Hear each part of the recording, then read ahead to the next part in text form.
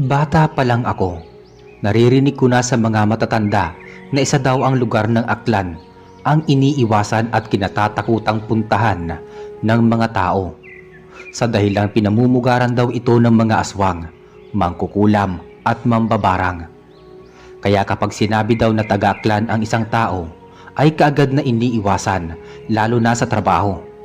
Takot ang mga tao na kalabanin o banggain ang isang taga-Aklan. Tawagin niyo na lang ako sa pangalang Elmer, 55 taong gulang, may asawa at 2 anak. Lumaki ako sa probinsya ng Bicol dahil sa hirap ng buhay noon. 14 anyos pa lang nang lumuwas na ako ng Maynila upang magtrabaho sa isang panaderya. Hindi naging madali ang buhay ko sa panaderya. Halos walang pahinga. Masyadong istrikto ang aming among lalaki. Sobra sa oras ang aming trabaho, ngunit tipid naman sa pagkain. Idagdag pa ang ilang oras lang na tulog namin. Kaya di nagtagal ay umalis kami ng kasamahan ko na itago ko na lang sa pangalang Turing. Mas matanda sa akin si Turing ng 3 taon. Alam na rin niya ang pasikot-sikot sa Maynila, kung saan-saan kami napapadpad, hanggang isang araw ay may nakilala kaming isang babae na halos kasing edad lang ng nanay ko. Ang pangalan niya ay Aling Tess. Inalok niya kami ni Turing ng trabaho sa isang parisan daw, ngunit hindi sa Maynila ang parisan na yon, at ito daw ay nasa probinsya ng Aklan. Kinilabutan ako nang marinig ang pangalan ng lugar. Nanariwa sa alaala ko ang kabataan ko, ang kwento ng mga matatanda sa lugar namin tungkol sa mga uri ng tao na naninirahan sa lugar ng Aklan. Dahil wala na kaming mapuntahan ni Turing, kahit hindi pa namin ganon kakilala ang babae, ay napagpasyahan naming sumama. Sinabi nito sa amin na libre daw kami sa pagkain bukod sa malaking sweldo. Kaya naman, tuluyan na kaming nainganyo. Isinantabi ko na ang alalahanin na nakatanim sa aking isip. Ang mahalaga, bukod sa magkakatrabaho na kami, malilibre pa kami ng pagkain at may permanente ng matutulugan. Hindi kagaya sa Maynila kung saan-saan na lang kami natutulog. Isang sinaunang bahay ang aming nadatnan. Up and down ito. Kulay puti ang pintura ng gate at napaliligiran ng iba't ibang halamang namumulaklak. Niyaya kami ni Aling Tess na pumasok muna. May sarili siyang susi sa gate, kaya sumunod na lang kami ni Turing sa kanya. Binaybay namin ang malawak na bakuran. Medyo madilim pa ng mga oras na yon, kaya inaaninag ko ang mga graba na dinadaanan namin. Nang buksan ni Aling Tess ang main door, may nalanghap akong kakaibang amoy. Parang amoy kuob na di ko maintindihan. Pinatuloy niya kami sa sala, saka binuksan ang malamlam na ilaw. Pinasadahan ko ng tanaw ang mga nakahilerang litrato sa dingding. Natawag ang pansin ko sa isang matandang babae na matalim kong tumingin. Ilang sandali pa ay hinainan niya kami ni Turing ng tinapay at mainit na kape. Pagkatapos ay pinagpahinga na kami sa isang luma ngunit malinis na kwarto sa ibaba. Mag-aalas 8 na ng umaga nang magising ako. Nilingon ko si Turing na tulog pa rin sa likuran ko. Ginising ko na si Turing, nakakahiya kay Aling Tess, at pupungas-pungas nga na nagising si Turing. Nagulat na lang kami pareho nang sumilip sa pintuan si Aling Tess. Mag-aalmusal na daw kami at ihahatid na sa papasukan naming trabaho. Di kalayuan sa bahay ni Aling Tess, narating namin ang isang kainan. May nakasulat sa harapan nito na parisan ni Aling Cora. May mga customer na kasalukuyang kumakain sa ilang mesa at upuan na nakahilera sa isang bahagi ng loob ng tindahan. May 2 lalaking nagsisilbi sa mga kumakain, at nang mapadako ang paningin ko sa pintuan papuntang kusina, nahuli kong nakatingin sa amin. ang isang nakaupong babae na halos di nakakalayo ang edad at itsura kay Aling Tess. Sa harapan niya ay may 3 malalaking kaldero. Umuusok pa ang laman nito dahil bahagyang nakabukas ang takip. Tinapik ako ni Aling Tess, ganun din si Turing. Sumunod kami sa kanyang maglakad na papunta sa direksyon ng babae na walang putnat na nakatingin sa akin. Bumati at nag-usap saglit si Aling Tess at ang babae. Narinig ko ang usapan nila at narinig ko na kapatid pala niya ang babae na ang pangalan ay Aling Cora. Ipinakilala niya kami ni Turing ng formal sa kanyang kapatid. Pagkatapos ipinaliwanag sa amin ang aming magiging trabaho. Pagkatapos nun ay umalis na si Aling Tess. Naiwan kami ni Turing sa kusina. Kami na nakatokang maghugas ng kaldero at mga tadtaran ng mga sangkap na gagamitin sa pagluluto. Nakakasulasok ang amoy na sumalubong sa amin. Malaki ang kusina, puno ng mga nakasabit na karne. Napansin ko na naamoy din ni Turing ang kakaibang amoy na yun dahil lumingon siya sa akin at tumingin ng makahulugan. Lalo pa kaming nagulat nang makita ang labas ng kusina dahil may 5 kalalakihan kaming nakita na abala sa pagtatadtad ng karne.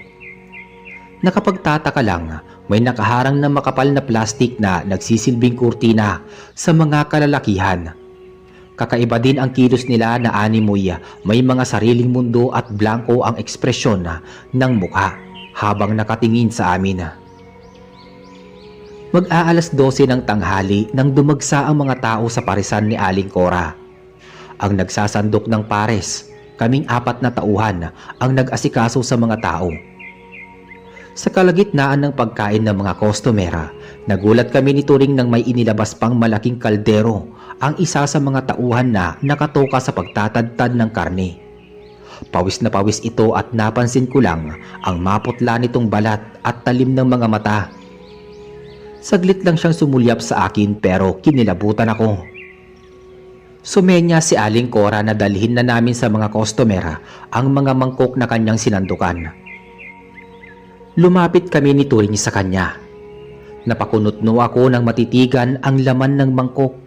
Pulang-pula ang sabaw nito at ang laman ay halos tagkakalahati lang sa mangkok.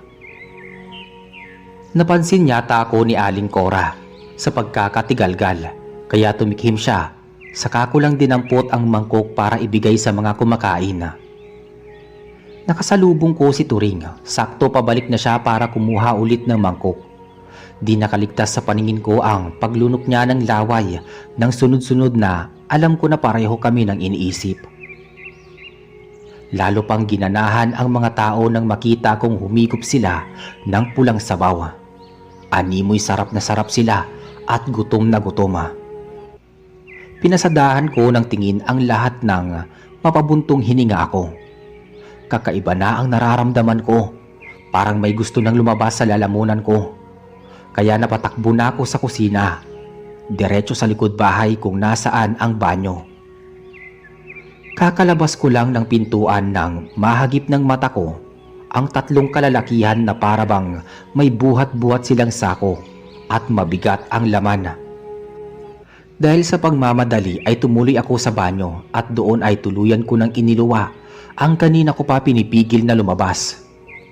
Inayos ko ang sarili ko. Di ko alam, parang may bumubulong sa akin na sumilip sa dingding ng banyo. Nanlaki ang mga mata ko nang makita kong duguan ang mga bibig at abala ang mga tauhan sa pagkain ng kung anuman. Naririnig ko pa ang tila pagngasab nila. At binalot na ako ng takot, kaba at bagabag ang aking buong pagkatao. Napagpasyahan kong lumabas sa banyo ngunit nagulat ako nang muntik ko nang mabangga si Aling Cora. Nakatayo siya sa labas ng pintuan at nakatitig sa akin. Hindi ko alam kung gaano na siya katagal doon. Nagpasintabi ako at tuluyan na akong bumalik sa kainan. Halos masimot ng mga customer ang mga pagkain na inihain namin sa kanila. Lumapit sa akin si Turing na para bang may sasabihin, ngunit bago pa ito tuluyang makalapit sa akin ay tinawag na siya ni Aling Cora. Masama ang tingin na ipinukol sa akin ni Aling Cora, kaya yumuko ako at ipinagpatuloy ang pagliligpit sa pinagkainan. Kumain na raw tayo, sabi ni Aling Cora. Wika ni Turing. Nakita ko na nagsasandok na ng kanilang pagkain ang dalawa naming kasama. Parang normal lang sa dalawa ang mga nangyayari. Pagkatapos dumagsa ng mga tao, bigla ding naging tahimik ang loob ng parisan. Nawala na rin sa pwesto niya si Aling Cora. Maya-maya pa, nagsandok na rin kami ni Turing, ngunit kaunti lang ang akin. Ganoon din si Turing, kunting sabaw lang kinuha ko. Maya-maya pa, natuon ang pansin ko sa kaldero na pinaglalagyan ng pulang sabaw na ibinibigay sa mga tao. Nagdalawang isip pa akong buksan, ngunit dahil gusto kong alamin ang laman, mabilis kong binuksan ang takip ng kaldero. Nanlumo ako nang wala na itong laman. Said na said, kaya tinakpan ko na ulit at pumunta sa mesa. Mag-aalas 7 ng gabi nang dumagsa na naman ang mga tao. Triple pa sa dami ng mga taong kumakain ng tanghali. Maraming customer ang nakapila sa labas, kaya doble ang bilis naming apat dahil maraming nag-aantay sa labas. Parang piyesta ang dami ng tao. Talagang dinarayo ang parisan kung ang pagbabasihan ay ang sabaw na natikman ko nung tanghali. Pangkaraniwan lang naman ang lasa nito. Di ko lang alam ang lasa ng laman, kaya nagtataka talaga ako kung bakit napakaraming kumakain dito. Mag-aalas 11 na ng gabi nang makatapos kami maglinis sa parisan. Sinundo kami ni Aling Tess. Pansamantala ay doon daw muna kami matutulog ni Turing. Naglakad kami pa uwi. Panay kalabit sa akin ni Turing. Alam ko na marami siyang sasabihin at itatanong sa akin. Sinenyasan ko siya na huwag maingay at sa bahay na lang namin pag-uusapan, at baka marinig pa kami ni Aling Tess. Halos bulungan lang ang naging usapan namin ni Turing. Gusto na niyang umalis, bumalik na lang daw kami sa Maynila. Pero pinigil ko siya. Sinabi ko sa kanya na manatili muna kami sa parisan, at kapag makaipon na kami, saka na kami babalik ng Maynila. Sinabi ko rin sa kanya na wag siyang iinom o kakain ng kulay pulang sabaw. Iba na ang pakiramdam ko sa sabaw na yon, hanggang sa nakatulugan na namin ang aming pag-uusap. Maya-maya pa nakaramdam ako ng pagbigat ng aking pantog. Nang tumingin ako sa nakasabit na relo, alas 3 pa lang ng madaling araw. Nilingon ko si Turing sa tabi ko. Napakunotno ako dahil wala siya roon. Bigla akong kinabahan. Nagmamadali akong tumayo at tumakbo papuntang banyo na nasa labas. Nang buksan ko ang pinto, nakapadlock naman sa loob, kasi kung dumaan si Turing sa pintuan at lumabas, dapat ito ay nakabukas. Inuna ko munang pumunta ng banyo. Talagang sasabog na. Napakatahimik ng paligid, sa sobrang tahimik ay nakakakilabot talaga. Nagmamadali na akong tapusin ang aking ginagawa para hanapin si Turing. Subalit nang pumihit na ako pabalik sa bahay, nagulat ako nang makita ko si Turing na naglalakad mula sa labas at nakatalikod papasok sa loob ng bahay. Parang hindi niya ako nakikita at naririnig. Hinabol ko talaga siya at tinapik sa balikat. Doon lang siya parang natauhan. Ang tanong pa niya sa akin ay bakit daw at bakit siya nakatayo. Hindi ko alam kung pinagtitripan ba niya ako, pero seryoso ang kanyang mukha. Nakaramdam ako ng simpatya sa kanya. Inalalayan ko si Turing pabalik sa aming higaan. Nakaupo na siya sa papag, patagilid sa akin, nang may napansin akong kakaiba sa kanyang leeg. Di ko alam ang aking gagawin kahit medyo malayo ako. Kita ko ang marka ng ngipin sa kanyang leeg. Tumutulo na ang aking luha sa labis na awa sa aking kaibigan. Pinipilit ko ring isipin na kung bakit siya pa. Pwede namang ako. Napakapa ko sa aking leeg. Kinabahan ako nang di pa ako ng kontento. Kinuha ko ang maliit na salamin sa aking pakpak at pinasadahan ko ng tingin ang buong liig ko. Nakahinga lang ako ng maayos nang wala naman akong nakitang kakaiba. Kinabukasan 6:00 pa lang ay ihahatid na raw kami ni Aling Tess sa Parisan. Habang nasa daan, palihim akong nagmamatsyag sa mga ikinikilos niya. Ganoon din kay Turing. Nanibago ako sa mga kilos ni Turing. Naging tahimik din ito at kumikilos na parang walang buhay. Pasimple kong tinapunan ng tanaw ang kanyang leeg. Nagkulay ubi na ito. Nagulat pa ako nang inabutan siya ni Aling Tess ng kulay itim na jacket. Inabot naman ni Turing ito at isinuot. Alam ko ang purpose ng jacket upang matakpan ang leeg ni Turing. Nagpatay mali siya lang ako kunwari. Wala si Aling Cora nang dumating kami sa Parisan. Ang nakatoka sa kanyang ginagawa ay isang babae na halos kasing edad ko lamang. May itsura ang babae, maputi at makinis ngunit kakaiba rin ang mga tingin at kilos. Maya-maya pa binawi ko na ang aking tingin, baka mapag-initan pa ako. Sa aking pag-oobserba, wala nang pinagkaiba si Turing sa mga kinikilos ng mga tauhan ni Aling Cora. Maging ang aming dalawa pang kasama ay napaka-weirdo nilang tingnan. At ang nakapagtataka pa, maging ang mga customer na kumakain sa Parisan ay iisa. Nakita ko at namukhaan ko na sila ng mga nagdaang araw, ngunit napaka-imposible naman na araw-araw ay pares na lang palagi ang kanilang kinakain. May hindi talaga magandang nangyayari sa Parisan ni Aling Cora. Ilang araw pa ang lumipas, sumabay na lang ako sa agos ng mga pangyayari. Ang masakit lang, tuluyan nang nagbago si Turing. Hindi na siya ang Turing na nakikilala ko. Napakalaki na ng kanyang pinagbago. Halos di niya na ako kinakausap at may sarili na siyang mundo. Hindi na rin siya sumasabay sa pagkain ko. Sa mga tauhan ni Aling Cora na siya nakikisabay kumain sa likuran ng Parisan. Hindi ako maaaring matulad sa kanya o sa kanila. Pangako ko sa aking sarili, iniisip ko na rin na baka may paraan pa para mailigtas ko si Turing. Kaya kailangan kong maging maingat at maging sunod-sunuran muna sa kanila para hindi ako mapag-initan ni na Aling Cora at iba pang kasamahan.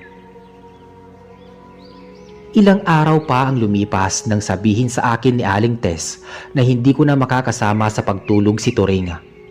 May iniatang daw na trabaho si Aling Cora dito. Batid kong alibay lamang nila iyon para makaiwas sa akin si Turing.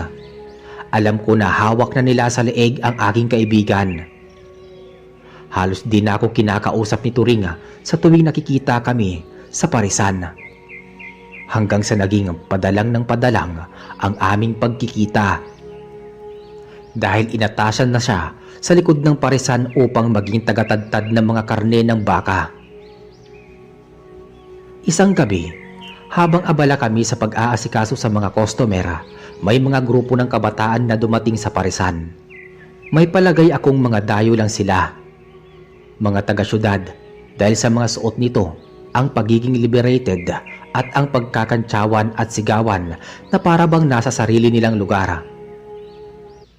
Nahuli ng mga mata ko ang masamang tingin na ibinukol sa kanila ni Aling Cora, lalo na sa isang dalagita na biglang sumayaw sa harapan ng mga kasamahan nito. Kung pagmamasdang mabuti siguro nagpapatawa lang ito, ngunit iba ang naging dating nito kay Aling Cora dahil natawag ang pansin ng iba pang kumakaing customer sa ginagawa ng dalagita. Narinig ko na nagmula nga sila sa Maynila at sila ay papunta sa isang resort. Isang sakay pa mula sa Parisan. Nag-stop over lang sila para kumain sa Parisan. Isa ako na nag-asikaso sa kanila. Dinig na dinig ko nang sabihin ng isang dalagita sa mga kasamahan niya na ang weirdo daw ng ambience ng Parisan, maging ang mga kilos daw ng mga tauhan, at lalong-lalo na ang babae na taga-sandok ng pares. Batid ko na ang kanyang tinutukoy ay si Aling Cora. Nang sulyapan ko si Aling Cora ay bigla itong nawala. Ibang tauhan na ang nagsasandok ng pares. Hindi ko ihinainan ng pulang sabaw ang grupo ng kabataan. Tuloy lang ako sa aking ginagawang pagpupunas ng mga mesa. Marami pa ring taong dumarating sa parisan ni Aling Cora. Hanggang sa narinig kong nagtanong ang dalagitang sumayaw kung nasaan ang banyo, na agad naman na sinagot ng isang kasama ko at itinuro ang likod ng parisan. Pakending-kending pang naglakad ang babae papasok sa kusina. Alam ko, ramdam ko na siya ay nasa panganib.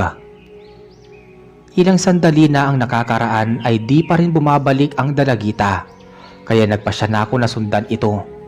Bahala na kung harangan ako, basta kailangan ko siyang iligtas.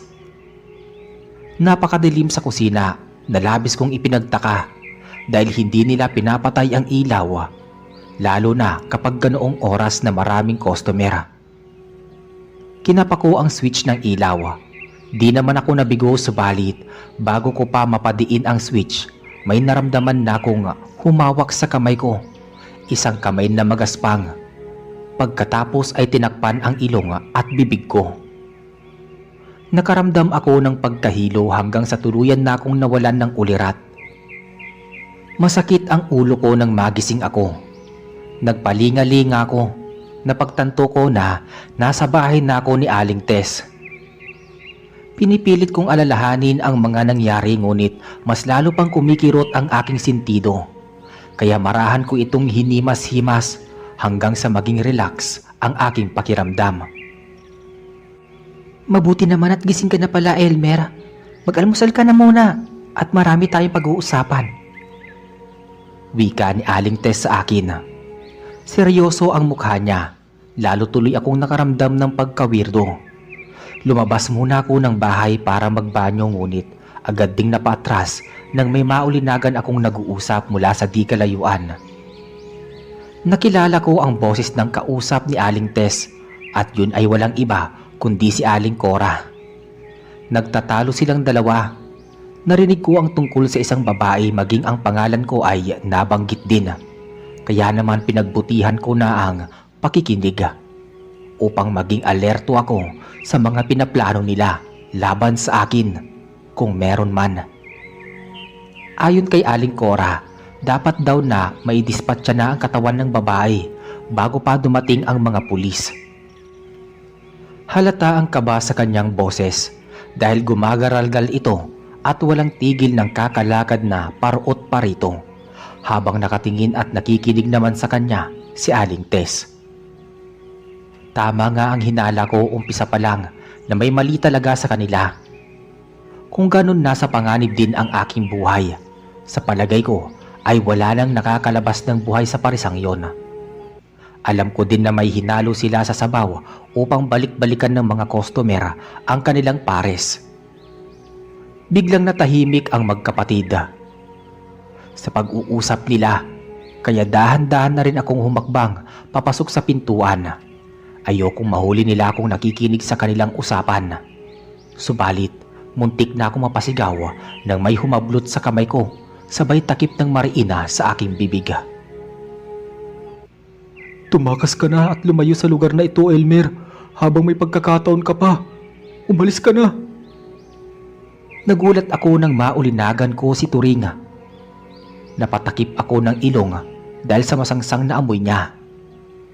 Binitawan niya na ako, pagkatapos ay niyakap ako ng mahigpit. Nasundan yun ng hagulgol.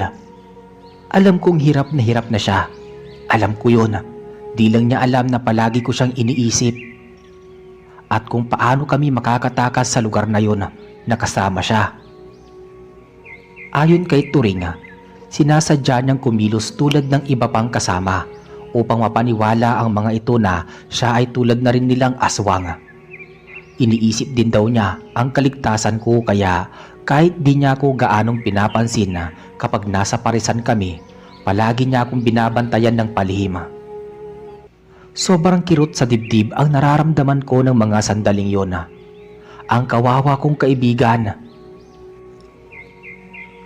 Pagkatapos ng usapan naming yon, ipinangako ko sa aking sarili na makakalabas kami na magkasama ni Turing at babalik kami kung saan kami nanggaling. Isang umaga kakarating ko lang sa parisan nang mamataan ko ang paparating na mga pulis. Lumundag ang puso ko sa wakas. May pagkakataon na ako para makapagsumbong at makahingi ng tulong sa mga pulis. Subalit agad ding napalis ang pag-asang yon nang sumulpot mula sa likod ng mga pulis sina Aling Tess at Aling Cora. Kasama pala nila ang mga pulis. Pumasok sa parisan ang mga pulis. Naririnig ko ang mga usapan nila. Ang mga kabataan pala na huling kumain noong nawalan ako ng malay ay nag-report na nawawala ang kanilang kasamahan na dalagita. Biglang sumakit ang aking ulo. Naalala ko na ang pangyayaring yon. Oo, tama. Bago ako nawalan ng malay noon, alam ko na pumunta ako sa kusina para sundan sa banyo ang dalagitang yon, na hindi na bumalik simula nang magpaalam na magbabanyo. Pasimple akong pumunta sa kusina. Hindi ako makapaniwala dahil napakalinis ng kusina. Maging ang likod ng parisan ay malinis. Walang bakas ng anumang krimen. Wala na rin ang mga tauhan doon na tagatadtad ng karne. At higit sa lahat, hindi ko rin nakita ng umagang yon ang aking kaibigan na si Turing. Naging palaisipan sa akin ang mga nangyari ng araw na yon. Hindi ko lubos maisip paano ganoong kabilis na nalinis nila ang lugar na yon. Siguro pinag-uusapan ng magkakapatid nang nakita ko sila sa bahay ni Aling Tess. Binaliwala ko ang mga nakita kong pulis. Nagpatuloy ako sa aking trabaho bilang waiter sa parisang yon. Tulad ng napag-usapan namin ni Turing, kailangan kong makatakas sa lugar na yon. Saka ko lang siya babalikan kapag nakapag-report na ako sa mga pulis, pero dapat matibay ang mga ebidensya ko dahil mababaliwala lang ang lahat. Ilang araw pa ang lumipas, naging normal naman ang lahat sa akin. Ang lahat iba na ang mga tauhan sa likod ng parisan at nananatili ng malinis. Maging ang dalawang kasama ko ay iba na rin. Sa tingin ko katulad namin ni Turing nang bagong dating kami sa parisan. Wala pa silang alam sa tunay na motibo ng may-ari ng parisan. Ngunit ang tanong ko sa aking sarili, nasaan si Turing at iba pang tauhan ni Aling Cora? Yun ang mga katanungan na kailangan kong tuklasin. Isang hating gabi kakatapos ko lang maligo ng mga oras na yon. Nagpupunas ako ng katawan nang makarinig ako ng mga yabag mula sa labas ng banyo. Hindi lang isa o dalawa ang nagmamay-ari ng mga yabag na yon. Maingat akong naghanap ng butas sa dingding. Pigil hininga akong sumilip sa takot na baka mapansin nila ako. Dahil madilim sa labas, hindi ko masyadong maaninag ang nangyayari. Ang nakakasigurado lang ako, may mga tao sa labas at yun ay nagmula sa gate papunta sa likod bahay ni Aling Tess. Sandaling natahimik ang paligid, kaya dahan-dahan na rin akong lumabas ng pintuan ng banyo. Pagkatapos ay malalaki ang mga hakbang na tinawid ko ang daan papuntang pintuan ng bahay. Kakabukas ko lang ng pintuan sa bahay ni Aling Tess nang may nagsalita sa aking likuran. Akala mo ba maiisahan mo kami at mapapaniwala na wala kang alam sa mga nangyari at nangyayari? Magbihis ka na at sumunod ka sa akin. Hihintayin kita dito. Wika ni Aling Cora sa akin. Abot-abot na ang kaba na aking nararamdaman. Masyado na ba akong transparent sa mga kilos ko kaya nahalata nila ako na nagpapanggap lang ako? Paano na ako? Paano na si Turing? Paano na ang iba pang mga nabiktima? Tuluyan na akong nawalan ng pag-asa. Alam ko na ang sasapitin ko din na ang kapalaran na sinapit ng kaibigan ko at ng iba pang biktima. Narinig kong may kumatok kaya nagmamadali na akong buksan ang pinto. Baka lalo lang akong mapag-initan ni Aling Cora. Subalit nagulat ako nang mapagbuksan ko sa labas ng pintuan si Turing. Duguan ang bibig nito. Halos masuka ako sa lansa ng mga hininga niya. Ngunit bigla niya akong hinawakan ng mahigpit sa aking braso at halos pakaladkad na dinala sa labas ng pintuan ng bahay. Hinanap ng mga mata ko si Aling Cora. Nagulat ako nang makita ko siyang nakahandusay sa lupa. Kung ganon, iniligtas na naman ako ni Turing. Nakarinig ako ng mga yabag mula sa likod ng bahay at ang malalakas na sigaw ng isang babae. Alam ko na nahimasmasan na si Aling Cora, kaya kinaladkad na talaga ako ni Turing. Pagkatapos, nakita kong may kinuha siya sa kanyang bulsa. Iniabot niya sa akin ang isang bungkus ng lilibuhin. Naiiyak na ako. Alam kong patatakasin niya ako at siya ay maiiwan. Pinigtas niya ang silver niyang kwintas sa leeg at iniabot pa sa akin bago pa niya tuluyang kinandado ang gate. Pabulong niya pang sinabi sa akin na hanapin ko daw ang mama niya at ibigay ang kwintas niya. Inihagis niya sa akin ang susi. Maya-maya pa, isang grupo ng mga tauhan ni Aling Cora ang kumuha sa kanya at salit-salitan siyang pinagbubugbog. Tigam ang mga luha ko at awang-awa ko sa aking kaibigan na hanggang sa huli ay itinaya niya ang kanyang buhay para lang makaligtas ako. Tumakbo na ako sa kadiliman, dala ang pag-asa na makakatakas nga ako upang mabigyan ng katarungan ang sinapit ni Turing at ng iba pang biktima. Pagod na ako sa pagtakbo ng walang sasakyan na dumadaan o kahit anong taong naglalakad sa kalsada. Ang bahay at parisan ay malayo sa bayan. Wala ding kapitbahay na nasa liblib na lugar.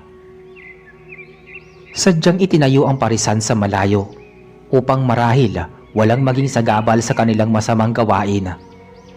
Alam ko na ang iba sa mga taong pumasok sa bakuran ng bahay ni Aling Tess ay mga customer na nakakain ng sabaw na pula na hinahain nila ng libre. May halo itong dugo ng tao. Dahil minsan ko ring nakita na may babaeng inilabas ang mga tauhan ni Aling Cora sa sako. Binutasan nila ang liig nito na parang baboy. Pagkatapos ay sinahod sa pitsyel ang pulang-pulang dugo nito. Pagkatapos ay hinalo sa sabaw ng pares upang magsilbing pampakulay sa sabaw. Sa katunayan, pinangunahan lang ako ng takot. Nakita ko na si Aling Cora at Aling Tess na magkasamang nilalantakan ang katawan ng isang sanggol na babae. Masuka-suka ako noon at umiiyak, magkahalong pandidiri at matinding awa ang aking nararamdaman. Subalit wala akong magawa kundi ang magbulag-bulagan at bingi-bingihan sa aking mga nasisilayan at naririnig. May hinala rin ako na marami ng miyembrong aswang ang parisan na yon. Nakakaawa lang ang mga dayuhan na tulad namin na walang alam. Ang mga turista ay inaakit nila sa magandang resort upang marami silang mabiktima tulad na lamang ng dalagita na kasamahan ng grupo ng kabataan na nagmula pa sa Maynila na ang nais lang sana ay magbakasyon sa lugar. Subalit, sa kasamaang palad ay naging biktima din ito at hanggang sa mga oras na iyon na tumatakas ako, wala pa ring hustisya para sa kaawa-awang dalagita. Ang bahay ni Aling Tess ang bago nilang kuta kaya maraming dumarating ng gabing yon. Sa wakas sa paisa-isa kong hakbang dahil sa pagod ay nakakita na ako ng kaunting pag-asa. Mula sa kinatatayuan ko ay may nakita akong simbahan. Nakatayo ito sa gilid ng kalsada. Maliwanag ang loob at labas ng simbahan. Pumuputok na ang bukang liwayway, tanda na papaumaga na. At bago pa ako makarating sa pinakapintuan ng simbahan, sa pamamagitan ng nanlalabo kong paningin, dala ng ilang araw na hindi pagkain at matinding pagod, isang nakangiting pari ang papasalubong sa akin. Yun lang at nawalan na ako ng malay tao. Isang maamong mukha at nakangiti ang namulatan ko. Nabanaag ko ang pag-aalala sa kanyang mga mata. Siya ang pari na nakita ko bago ako nawalan ng ulirat sa labas ng pintuan ng simbahan. Ibinalik ko sa kanya ang matamis na ngiti hanggang sa namalayan ko na lang na umiiyak na pala ako. Sa pautal-utal na salita ay naikwento ko kay Father Arevalo ang lahat-lahat. Nagulat ako sa naging reaksyon niya. Akala ko di niya ako paniniwalaan. Akala ko iisipin niya na nababaliw ako. Isang malalim na buntong hininga ang pinakawalan niya bago muling nagsalita. Alam din pala niya ang lahat ng nangyayari sa paresang yon. Matagal niya nang natuklasan ang mga di mabilang na krimen at marahil maraming beses na rin siyang humingi ng tulong sa mga kinauukulan. Ngunit naging bingi ang mga ito, naging bulag sa ngalan ng salapi. Naguguluhan ako sa mga sinasabi ni Father Arevalo. Sinabi ko sa kanya na may mga pulis na dumating nung nawala ang dalagitang taga Maynila. Halos maubid ang dila ko nang sabihin sa akin ni Father Arevalo na kasabwat ang mga pulis sa mga krimen. Dahil ang lahat ay palabas lamang sa mata ng mga inosenteng tao. Marami pang sinabi si Father Arevalo sa akin habang sakay na ako ng bus pabalik ng Maynila. Naisip ko na isang malaking sakripisyo ang ginagawa ni Father. Hinatid niya ako sa terminal. Hindi siya umalis hanggat hindi pa nakakaalis ang bus na sinakyan ko. At yun nga, habang sakay ako ng bus, naisip ko lahat ng sinabi ni Father na hindi totoong may aswang o aswang sina Aling Tess at Aling Cora. Tulad ng sinabi ni Father Arevalo, isang malaking sindikato ang kinabibilangan ng magkapatid na si Aling Tess at Aling Cora. Ginagamit na pang front ang kanilang parisan upang magkaroon ng mga customer na kanilang bibiktimahin. Totoo daw na sikat ang parisan ni Aling Cora. Isang araw may mga armadong kalalakihan ang dumating at dinukot ang magkapatid na sina Aling Cora at Aling Tess. Dinala sila kung saan at nakipagkasundo ang pinuno ng sindikato na nangunguha ng laman ng tao upang ibenta sa black market. Bawat organs na nakukuha nila ay malaking halaga ang kapalit. Kaya karamihan sa mga biktima ay mga kabataan dahil sariwa pa ang mga organs nito. Ang iba pang mga tauhan na nakita kong wala sa sarili ay pinapagamit lang pala nila ng pinagbabawal na gamot. Sila din yung mga tagakatay ng mga biktima upang kuhain ang mga organs. Pagkatapos ay ipapasa sa tunay na tauhan ng sindikato. May sarili din daw silang doktor na nagmimintina ng mga organs ng tao.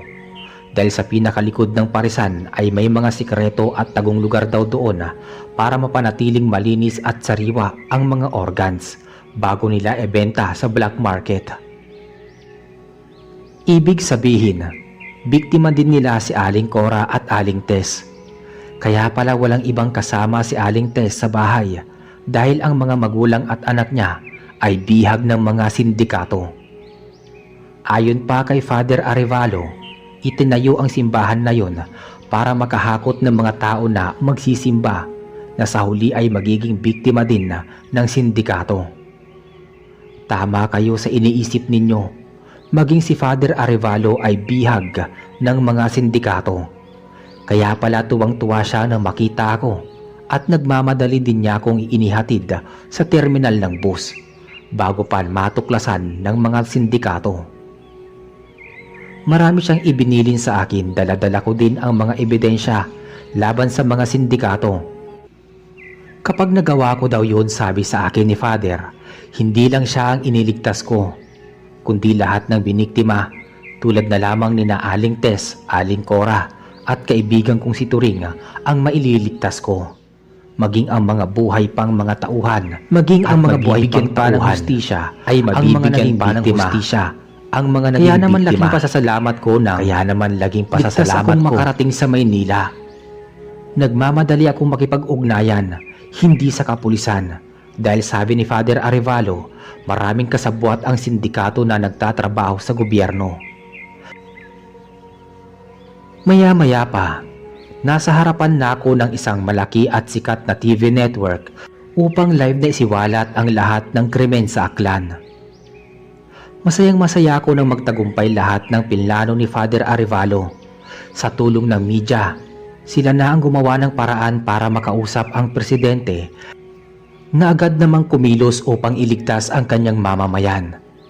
Maraming tauhan ng sindikato ang nahuli. Maraming biktima tulad nina Turing at magkapatid na sina Aling Cora at Aling Tess ang natulungan. Pinasarado na rin ng tuluyan ang parisan ni Aling Cora. Napanood ko sa balita na nakabalik na sa Maynila si Turing. Sa kasamaang palad ay di na kami nagkita pa.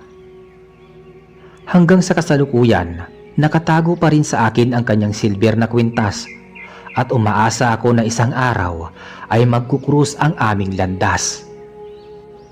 Ngunit gumugulo pa rin talaga sa isipan ko kung bakit pula ang sabaw ng pares at ano ang nakita kong kumakain ng sariwang laman.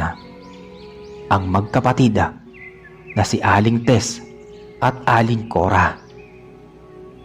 Sila ba ay aswang na ba talaga? O nagkataong na sobrahan sa paggamit ng ipinagbabawal na gamot? At dito na po natatapos ang ating kwento. Maraming salamat po sa inyong pakikinig.